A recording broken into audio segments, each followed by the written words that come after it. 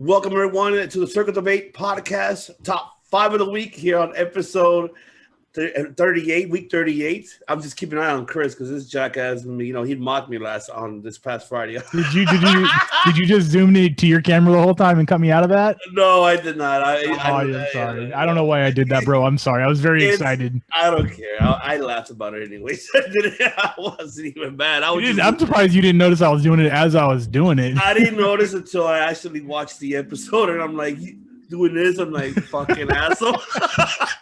I have to go back and watch it. I haven't watched it. I couldn't stop laughing. I watch our episodes to make sure I'm feeling like a dumbass, but I failed myself on that one. I couldn't believe it, but that's a fun thing. Like going back and watching our own episodes, like our own marks. Yeah, I do. I do it too. I show it to my parents. I force them to watch it. Yeah, dude. That's right, ladies and gentlemen. It's a devious one. Ivan C. here with my other hosts, my brothers from the Familia, and that is Mr. Carbonation Cabron, MGC, Matthew Steamboat. A big bad booty daddy. Yes, the big bad booty daddy, Mr. Seltzer, drinking a seltzer. Yeah. Mm-hmm. That's right. And whenever you talk about Mr. Seltzer, that's me you're talking about. And then, of course, we have the one and only himself, CK1, Chris Kennedy. That's right. That's right. He's a badass guitarist, so make sure you keep an eye on his channel. Right.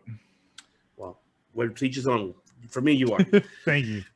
And also, and of course, you too. Well, what is it? When is this episode coming out? Is it coming out after Saturday or before Saturday? Sunday. Which today is Sunday, ladies and gentlemen. Okay, cool. Anyways, I should have been pushing this sooner. I'm sorry to interrupt, but I got to be involved in a very major shred collaboration featuring and hosted by Bradley Hall and Kate Devin, featuring over 30 different guitar players from around the world. A lot of people I look up to, a lot of people I actually take lessons from.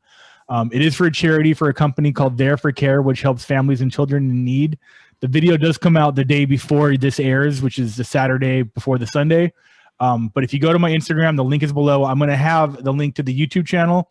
You can also go find it on Bradley Hall's guitar page. I don't know how this happened. I'm totally excited. These are a bunch of guitar players that I bow down to. I am not worthy to be on this compilation, but I'm totally stoked that I am. So check that out. See, that's what I'm saying. You're a badass guitarist, and congratulations. And I cannot wait. I'm looking forward. I am looking forward. And also, I got to introduce...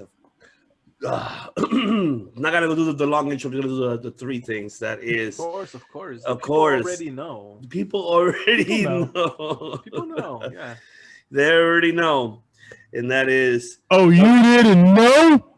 That's the master of disaster, the king of sting, the man with the plan, and that is Money Mike Lopez. Let's do it. From Canada.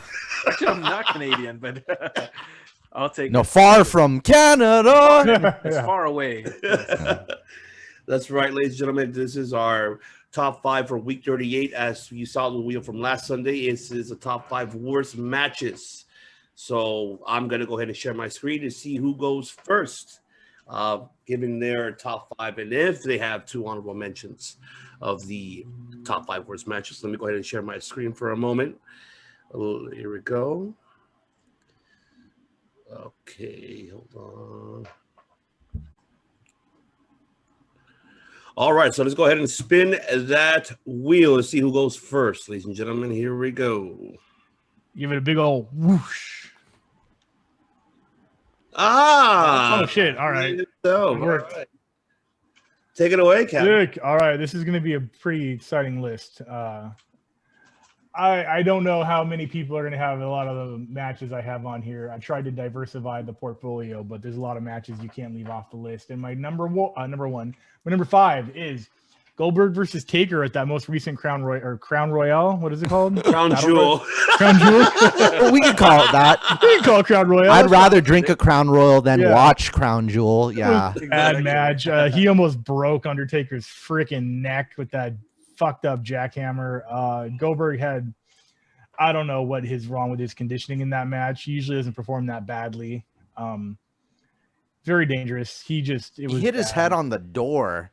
Yeah, I know, but there was other things too. Like he just, do you think that was the one thing that like just completely set the precedent for the whole match? Was he like That was the first one. The second Yeah. one was when he missed, when he hit his head on the turnbuckle, on the turnbuckle, like right at the end, like when he hit the post. Like that's where he got his concussion. That's when everything went So he was off. running basically unconscious that entire match. Yeah. And I probably shouldn't blame his lack of physical training for not being able to pick up Taker and almost killing that poor guy. He was too hype. And we gotta factor in age to an extent. That's and, what I was and, working with. and Undertaker's size. Yeah, for sure. Because that could have gone so much more worse, man. Like such worse. It was a bad match. Just it's not the other 4 matches I've got, but it's definitely number 5. Yeah, man. Number 4 is going to be a lot of your guys' number 1s. I've got a feeling, and that's going to be the Finger of Doom that killed in WCW with Kevin Nash and Hulk Hogan trying to put the title on Hogan, I guess, at the end of the run there. Okay. All right. I don't even consider it a match, but the bell rung and there was an official decision at the end of it, so it technically was a match. But they're all celebrating. Yes. Yeah. Even Kevin Nash has spoken in shoot interviews about him knowing that as soon as it happened, that was the end of WCW. Hogan's finger was the nail in the coffin. Of course. And 20 years later, time has definitely proven that. Thank you.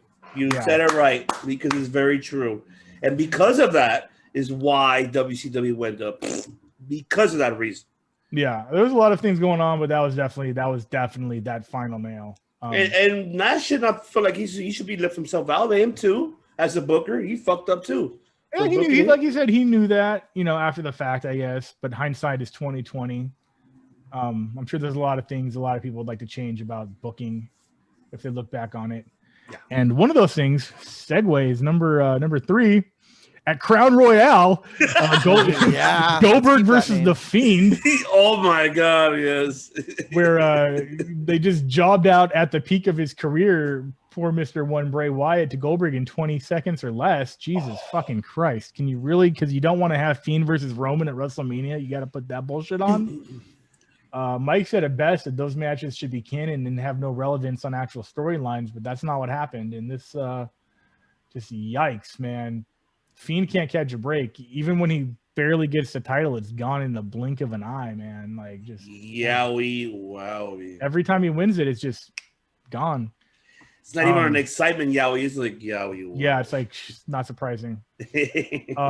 Number 2, it was so hard to pick any one match, but I didn't. This is just a blanket statement. It's basically anytime Nia Jax hurts somebody, which is almost every single one of her matches. First time, shame on her. Second time, shame on booking. Third time, shame on everybody who allows her to keep wrestling. And we're up to 5 now. It's been Becky. It's been poor Kairi Sane. Oh my God, a poor 90-pound little Asian lady just got dropped on her head. Mandy Rose. She's got hurt like a while back because of her. Yeah. That's why she couldn't compete in the Survivor Series. Nia is a physical presence, but she's a liability, and I don't know what they're doing to change that. I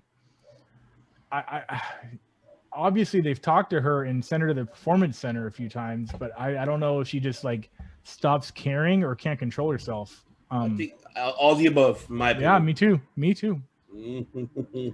I mean, like, I want her to do well, I guess, but I want her to protect her opponents too. Yes. Yeah, that's pretty much it. There's not one incident. I mean, obviously the Becky Lynch thing worked out for the best because that invented the man character, but then it also almost killed Kairi Sane.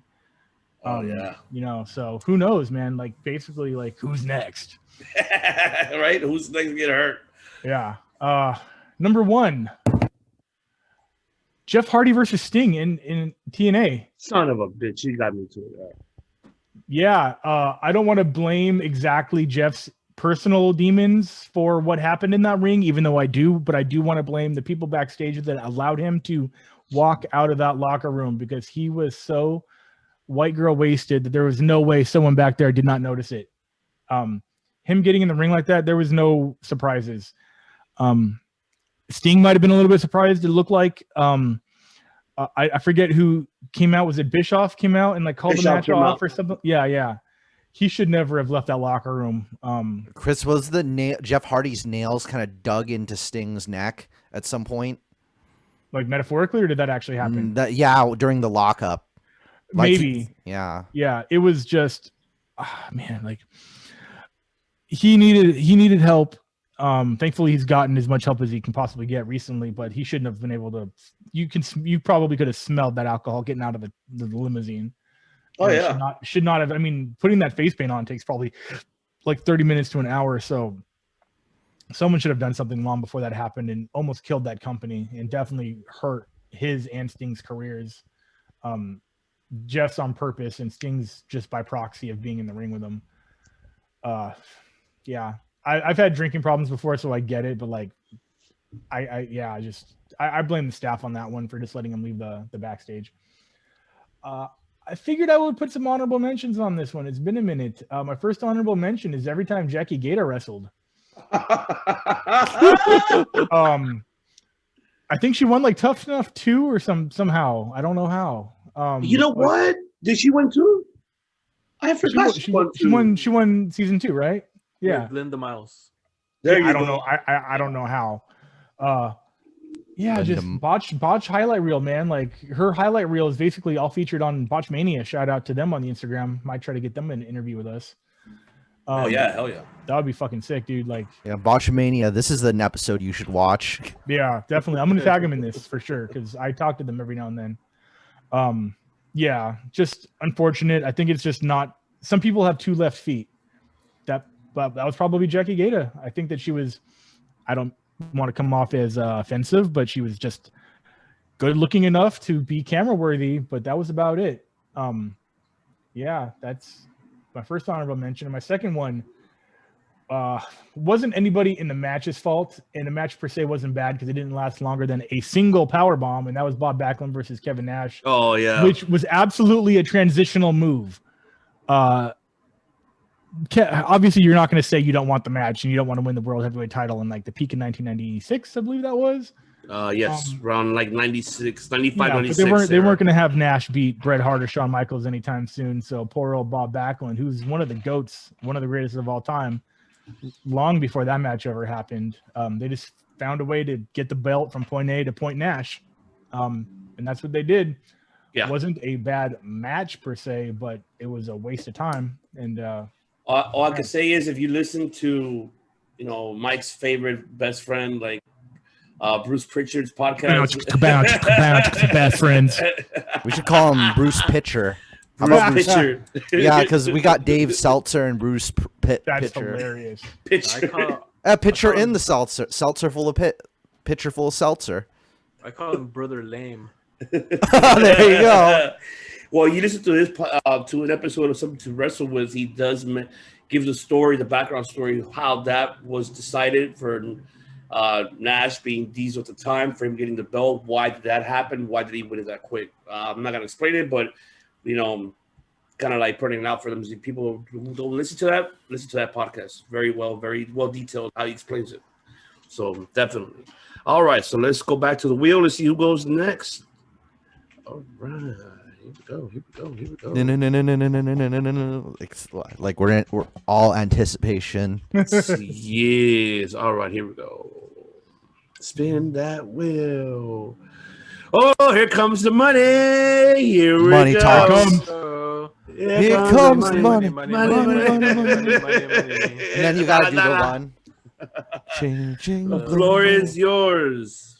Oh my goodness, there have been some real stinkers out there. It's a hard list to make, man. Yes, indeed. And actually, right when this top 5 was announced, I quickly thought of some matches, and here are some of them. So number 5, and I guess this one's one of the more understandable worst matches, but it was Bret Hart versus Vince McMahon, WrestleMania 26. I agree. Oh my god, I just left something off my list because of you, and it wasn't that one. But thank you. Go ahead. I understand that Bret Hart, with his limited abilities for everything, because of everything that happened, he was given this opportunity to wrestle and to put on a match, right? Not the best match, but you know, it was I guess closure for Brett, and with the whole McMahon thing, and they kind of bought some time with the family coming out, the Hart family, and it was more of a story closure for McMahon and Bret Hart. That was the one where like Bruce Hart, like all the Hart family were kind of like siding with Vince, and then all of a sudden Vince realized like Bruce Hart was actually like gonna turn on him. Was that the match? Yeah. I did love. For entertainment purposes, I did love that match. Not for the wrestling, but for the story.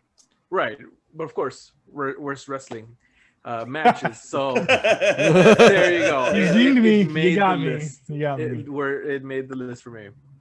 Number 4 is Earl Hebner versus Nick Patrick. Oh my in god! Oh, I forgot about that one. Invasion What? storyline, or Invasion pay-per-view.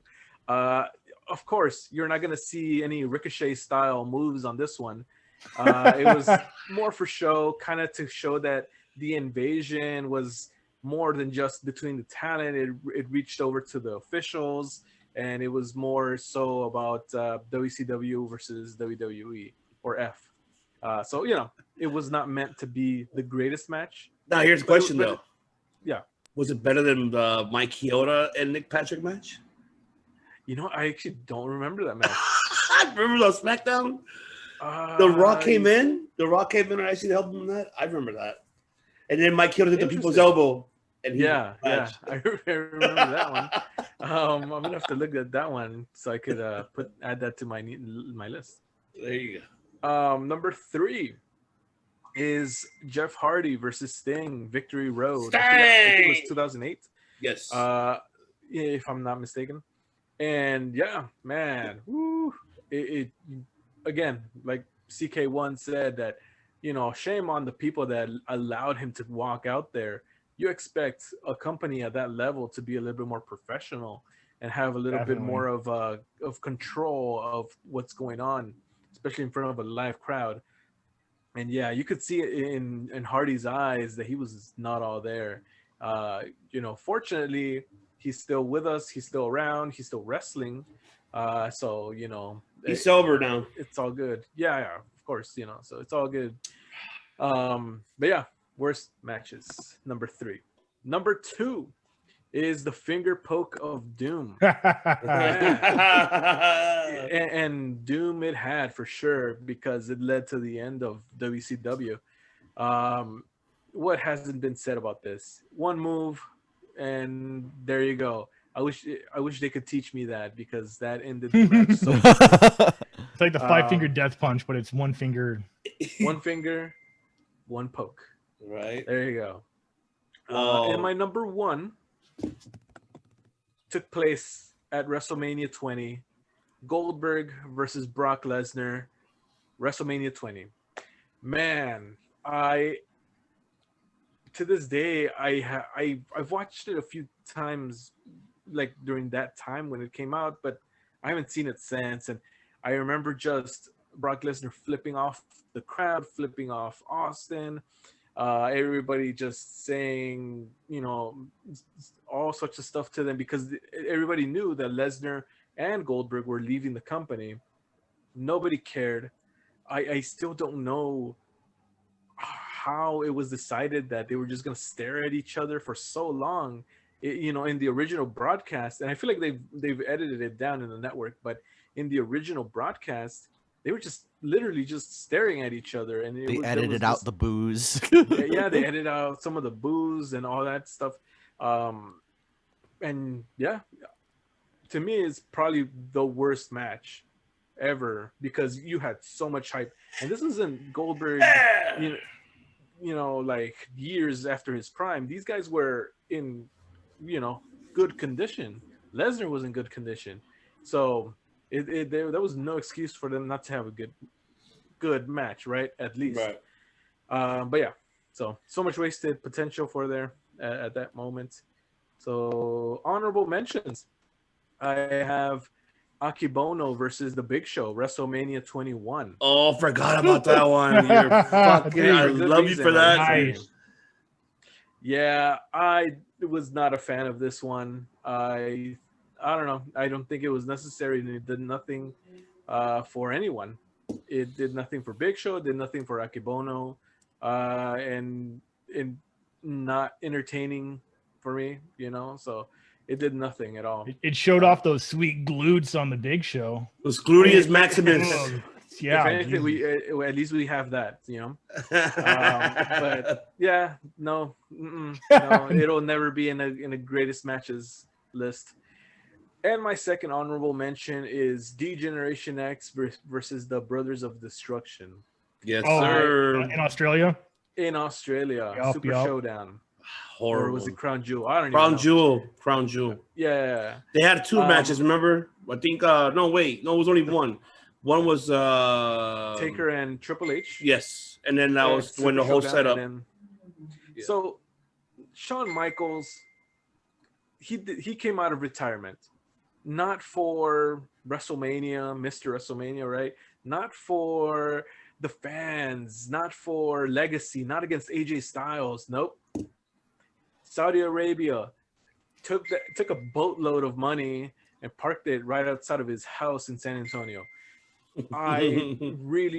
It's a shame that had to be his last match, that he chose that for his last match. He could have chosen Styles. He could have chosen Daniel Bryan. So many. Oh my God, great I've options. never even fantasized about Daniel Bryan in HBK. Fuck. Oh my God, man. That would have been a American Dragon. American Dragon Yes. teacher versus student, you could say pretty much. But And I honestly feel that his last match was kind of wasted on this, just because, Yeah. But yeah, I mean, it is what it is. And Kane's mask fell off. Triple H ripped his pectoral muscle during this. trying to, A disaster. So, yeah, try to do what he did before, like that flip when he hits the turnbuckle. Mhm. Oh, turn his pec. Oh yeah. Yeah, he couldn't do it. In regards go. for that Goldberg and Lesnar, the way how it was explained by both of them is it's the same story, by the way. Okay. It's just they already planned it out that they were going to go ahead and have a great match. Okay, we're going to go ahead and do this. But they switched it when they were in the ring because when the fans knew, thanks to Papi Seltzer, who pretty much told the whole world that Yeah, I told everybody. told everybody that they're leaving, and like, okay, so they started booing the shit out of them. And don't get me wrong, I'm pretty sure you guys were like, us being fans, we were hyped, like, oh my God, we're gonna see like a great match, right? Like oh my God, two warriors colliding, like two How could you badasses. not be hyped? Yeah, and then you give us this shit. It's like four of our favorite wrestlers. Yeah. Like, man, it was just horrible. But they knew that, so they switched. The whole psychology was switched in the ring when all that booing happening, and they're like, they pretty much gave us the fans the finger, like, fuck you guys, here we go. That's what they pretty much did. So That was it's our like, finger of doom. right there, that was our finger of doom, bro. So there you go. Oh well, man. But yeah, good fucking shit. And I did forget about the Akibono and Big Show. I forgot about that one. Good call. Good one. All right, let's go back to get the last spin. And here we go. All right. Let's see. There who could it be only one. I like how my name. Ah, it's me. All right. So it was like, I'll go. It's not rigged, all right, Chris. It's not rigged. No, because I went first this time, so it's definitely rigged. All right. My number 5 would be DX versus the Brothers Destruction. Mike already said why, and I'm with him. I don't have to give details. That's one number 5.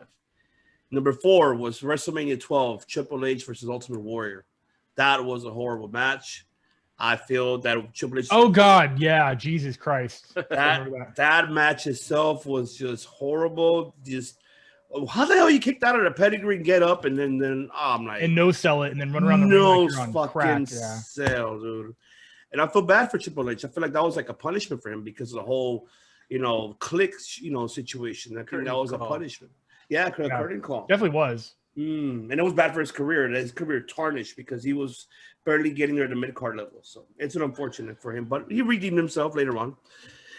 Number 3 would be, like Mike said, yeah, Goldberg, Lesnar. So that's my number 3. Number 2 is Scott Steiner versus Test.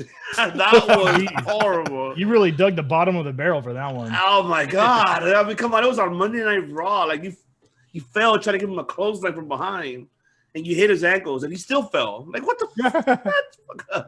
That was horrible. That was horrible. Yes, I mean that was the most horrible one. So that was my number 2. My numero uno, which one? Halloween Havoc, Hulk Hogan versus the Ultimate Warrior. Ooh. That was the most horrible, embarrassing match I ever seen. One of the most slowest I ever seen in my life.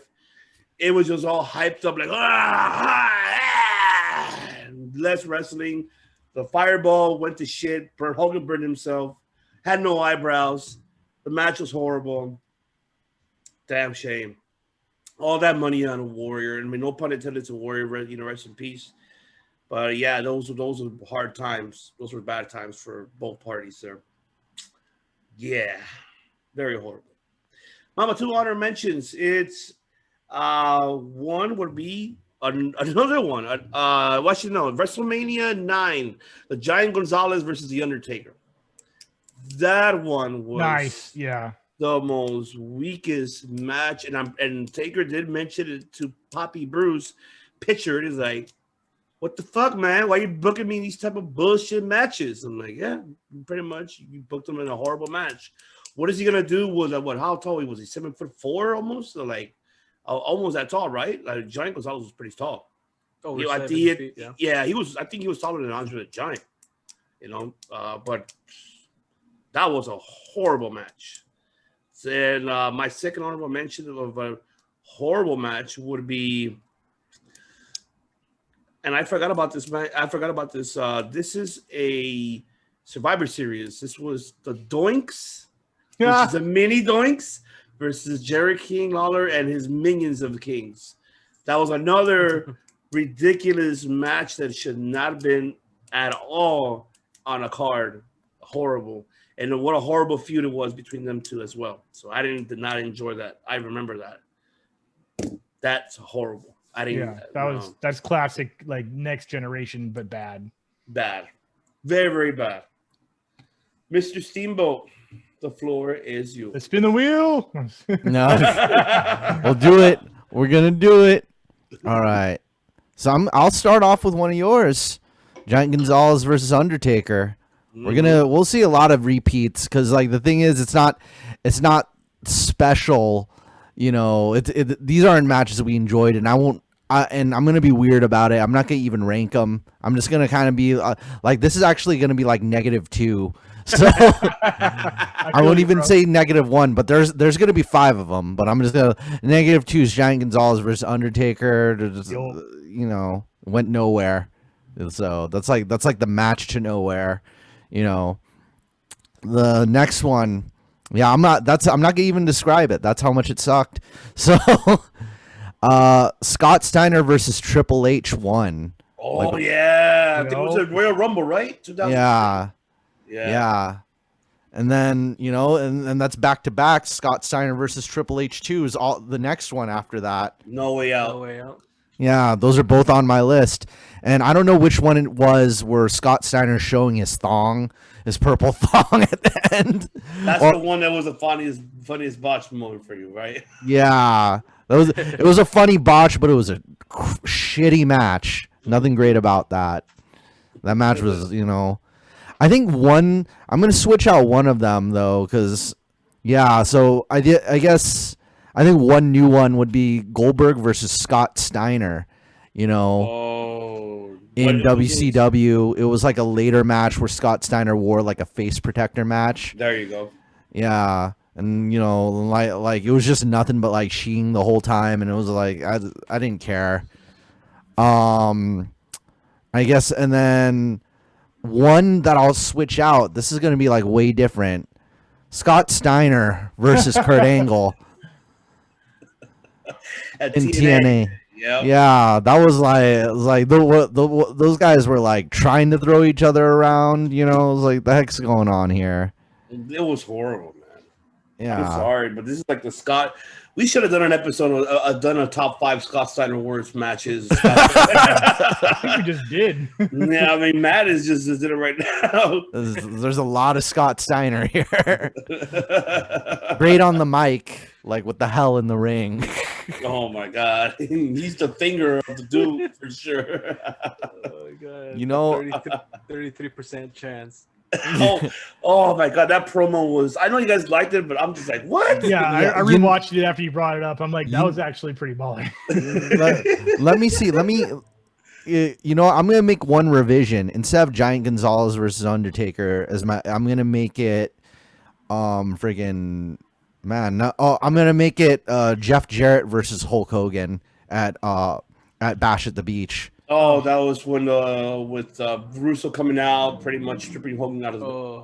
Yeah, and and Jeff Jarrett, all he did was just lie down in the middle of the ring. And the funny part is, wasn't that one you said Vince Russo came out and he started yelling at everybody, and it was he yelled at Hulk Hogan's like, "You're fired and you're never gonna see him again." It was like a worked shoot, but it backfired and it just ended up being like a shoot or some shit. I think it was just a straight up shoot because it was friggin', you know, like Vince Russo and like Hulk Hogan like didn't meet eye to eye and just like, screw you, you know, and he just took the belt home. And it's like, oh yeah, that's the memorial belt. That's not the real belt. Yeah. So I'm just gonna let Hulk Hogan keep that one. I've got another one. So Russo had this plan all along. He already had an extra belt on the side. So the story was supposed to be Hogan was supposed to win. They were supposed to have a grudge match, him and Jarrett. But then it turns out when that happened, that's when he was surprised. The funny part is that Hogan still pinned Jarrett. Like, what the fuck? Why would you pin him? I would have walked out if I were Hogan. But he still pinned him, you know, in Hogan, you know. But right, Russo's fucking he switched. He already knew, and that's why I guess he went up to the big man. So like, fuck this guy. I'm gonna put over better talent like Jarrett, Booker T, and everybody else. Well, I have to agree, even though people hate Russo, but I have to agree with him on that. I mean, it's time to move on, man. Yeah, Hogan was like, no, only me. Yeah, I win every time. I always go over. It's ridiculous. So, I'm gonna go pretty unique with my honorable mentions. Okay. Because I actually am not a fan of whenever they do this. I'm pretty sure you guys are in. Whenever they bring back a legend and put him up against Heath Slater, I'm not that. I'm not that crazy about any of those. That's just like. Well, no, you know what? Maybe when it's a good match, but if it's just like, it's so predictable and it's just always him every single time, and I'm like, I don't get it. I can say the person that I was shocked that they called him up and he showed up was Sid Vicious. You know, with that. Yeah, I mean, it's good that he's healed. Yeah. Yeah, he's healed up. I mean, yeah, he didn't do much. He just like, you know, hit him up and his power bomb. But it was great to see him back. Like, he looks like, you know, still good shape, but sucks that, you know, what happened to him, that leg. Ugh, I don't want to think about it. The bone popping out. Oh. Yeah. It did. You didn't see it through the boot, but it was poking through the boot. But you know, I'm glad I've seen it through the boot on other wrestlers, and it's been pretty bad. There's a happy ending though. Like Sid's up and walking again. You know, playing softball. You know, so yeah, he would skip out on wrestling for softball. It was like, it's all about softball. Sid softball. He's like strangely Vicious. really into softball, which is really cool. Yeah, softball Sid Vicious. You know, it's like, I think he might be able to. He probably could play bass better than the other Sid Vicious. That would be. Dude, anybody could. Yeah, he joined Sex Pistols and he's just like, I got half the brain you do, but twice the bass in half the place.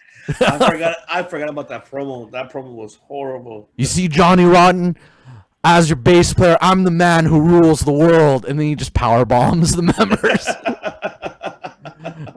So, all right, and the other one, I guess, this is gonna kind of come a little bit out of nowhere.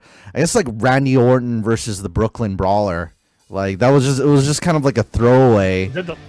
Or It was, but it's just like Brooklyn Brawler is not even that big of a deal. He's already like on his way to retirement. You know, he's not like a new talent you're putting over or an old legend that you're building up again. He's just the Brooklyn Brawler. You know? He was a big deal. He pinned Triple H. He got his first win from Triple H. Back in like that was the Attitude Era, right? Back then. Attitude Era.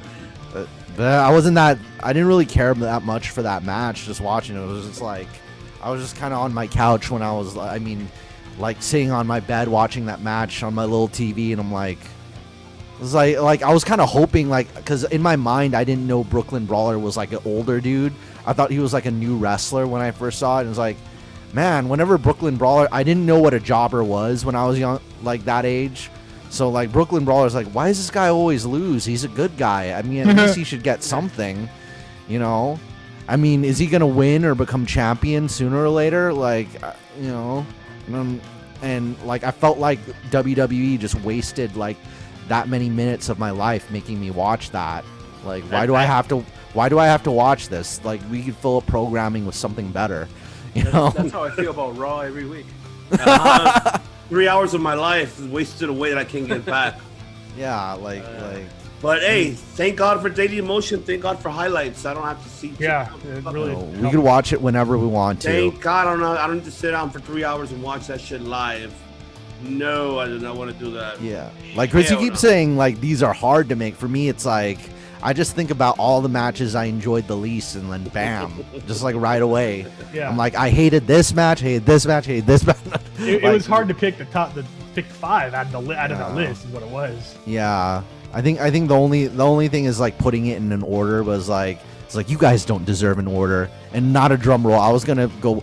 It's like, all right, instead of drum roll, we're all gonna go, you know, or something like that. Whenever we do these worst lists, we should try that instead. I'm down. Definitely. Raspberry.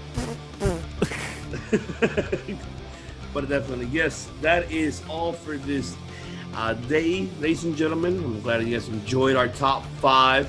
We're not spinning the wheel this week because we are doing the next top 5 we're doing for week 39 is we're doing our top 5 best Royal Rumble moments, since we have Royal Rumble coming up next Sunday. So we're gonna make sure that we're gonna do, it's Royal Rumble week. Why not? We're gonna choose our top 5 best Royal Rumble moments, not pay-per-views. I mean, it's not about best pay-per-views. It's your favorite moments throughout all the years of Royal Rumbles that you enjoyed. Like, it could be, Within the matches or within the pay-per-view?